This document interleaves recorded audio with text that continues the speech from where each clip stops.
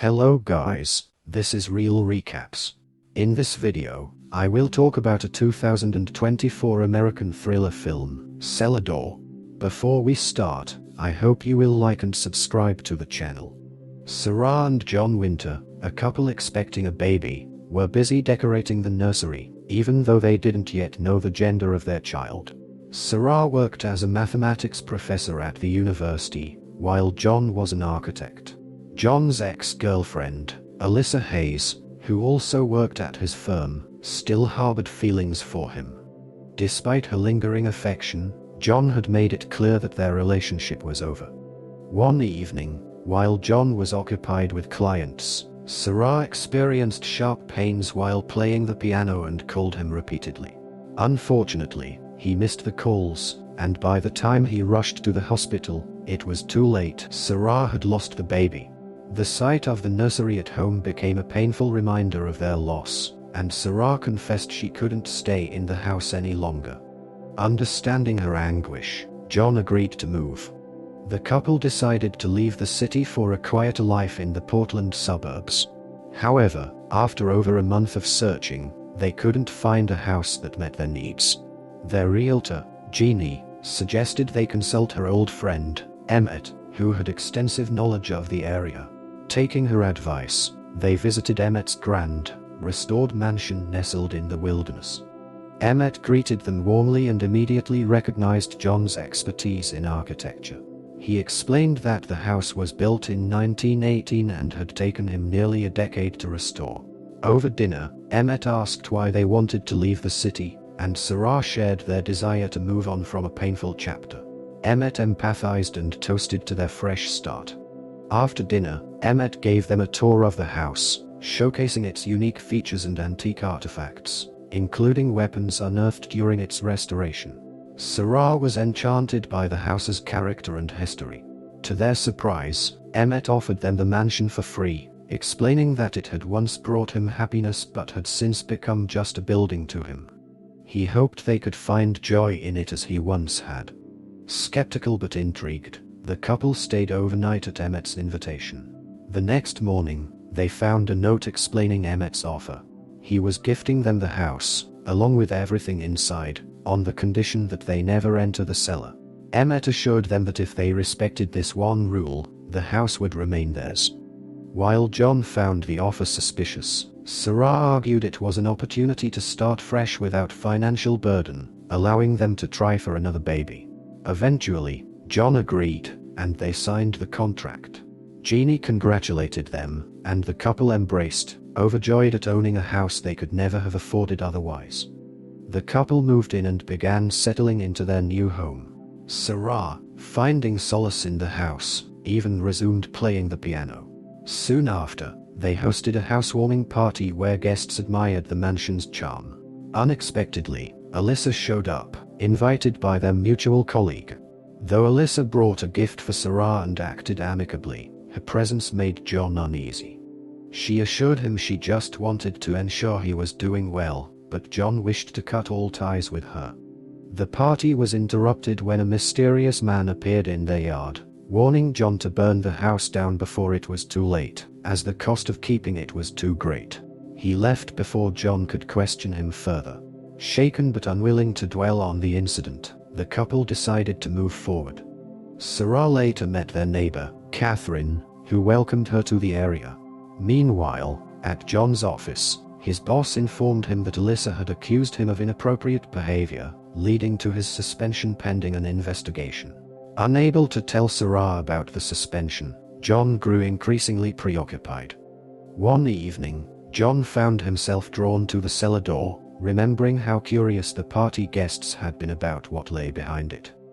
The next morning, after Sarah left for work, John went for his usual run. It had been 2 weeks, and he still hadn't told his wife the truth. He was afraid it would ruin their lives. John hoped to talk things through with Alyssa and solve the problem peacefully. But his boss had said that wasn't allowed, and even Alyssa couldn't contact him while the investigation was ongoing. John thought about sending Alyssa a message but decided not to. His eyes wandered to the cellar door again.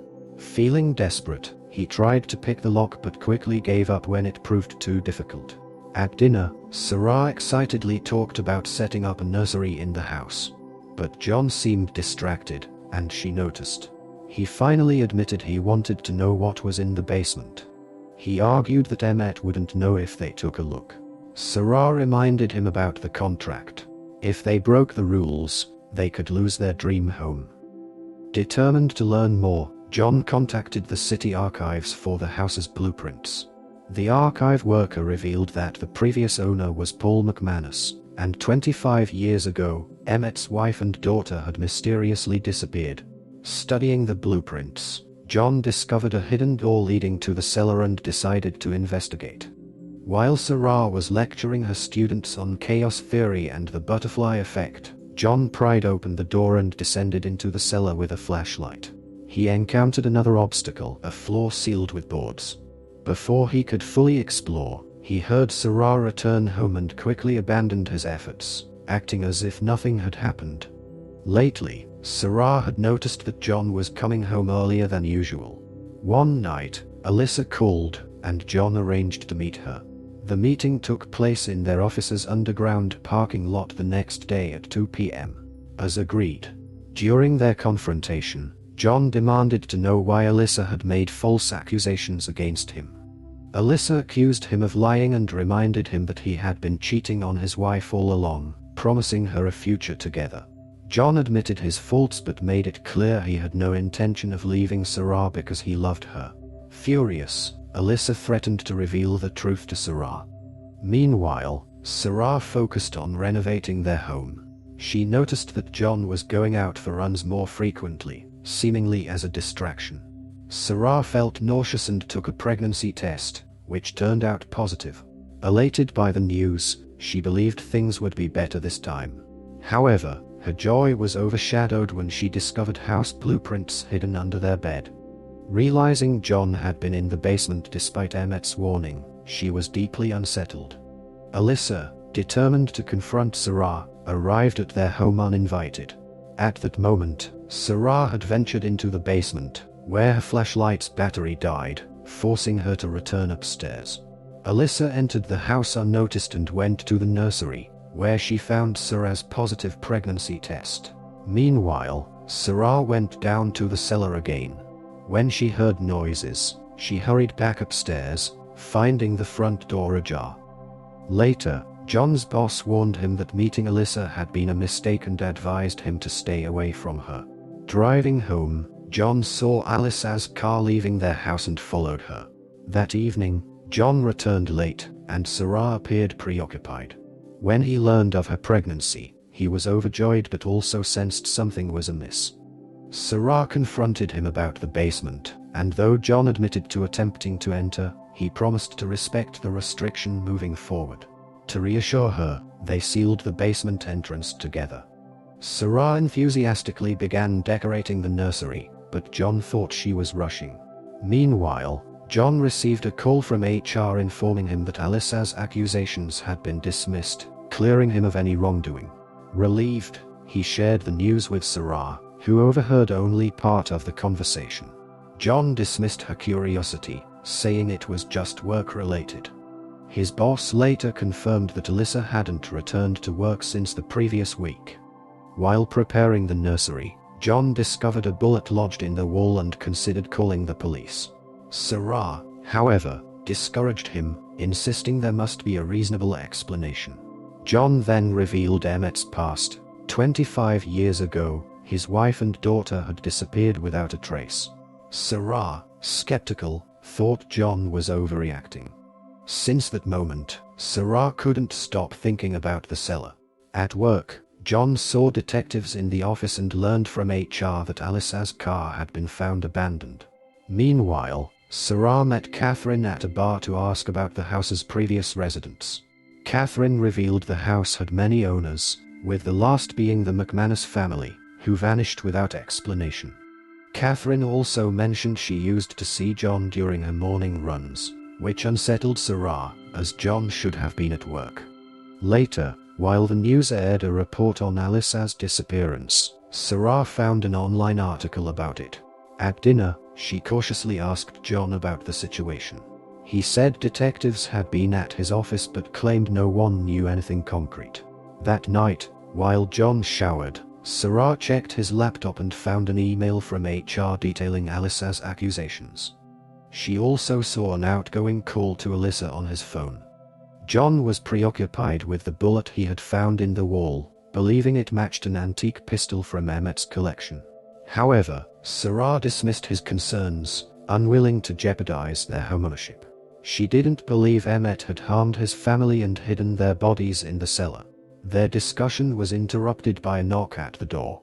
2 detectives had arrived to speak with John, who invited them in. Cellar hid nearby to eavesdrop on the conversation. John admitted to the detectives that he had dated Alyssa in the past. He explained that after breaking up with her, she had fabricated accusations against him. He confessed to meeting Alyssa the day before she disappeared, trying to resolve things. Alyssa had agreed to withdraw her claims but only if John got back together with her. Cellar confirmed John's alibi, stating he was home when Alyssa vanished. The detectives left, and John tried to explain himself to Cellar, insisting the accusations were false. However, Cellar was convinced he had cheated. Despite her anger, she lied to the detectives, not for John's sake, but for their unborn child. Since moving into the house, life had taken a dark turn. John, convinced the house held a sinister secret, found the address of Paul McManus, the previous owner, online and visited him. Paul, now struggling with divorce, explained that the house seemed perfect initially but brought misfortune. Paul regretted not opening the cellar door, believing it was the key to breaking the house's curse. Meanwhile, Cellar patched up the bullet hole in the wall, determined to maintain her vision of a perfect future. John decided to break the lock on the cellar door despite the contract's terms. Cellar, focused on painting the nursery walls, tried to stop him. She accused him of clinging to illusions and knocked him out in desperation. When John woke up, Cellar explained why she couldn't let him open the cellar door. She revealed Alyssa's phone and confessed that she had killed Alyssa. Cellar had caught Alyssa in the nursery and confronted her with a gun. Alyssa had claimed that everything in the house should have been hers, calling Cellar unworthy. Enraged, Cellar shot Alyssa, justifying it as a way to protect their perfect life. She meticulously planned everything, hiding Alyssa's body in the cellar and driving her car away to mislead the police. Her only mistake had been leaving a bullet in the wall.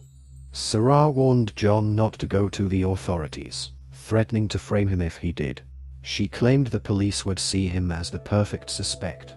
She offered a grim choice: stay silent and continue their life together or face the consequences. In the next scene, the couple hosted a party to celebrate their future child. John struggled to act as if everything were fine. Among the gifts, they received one from Emmett, a key to the cellar. Emmett expressed gratitude for their turning the house into a family home. Whether to use the key or not was left to them, though Emmett seemed confident they already knew the truth. The end. Thanks for watching.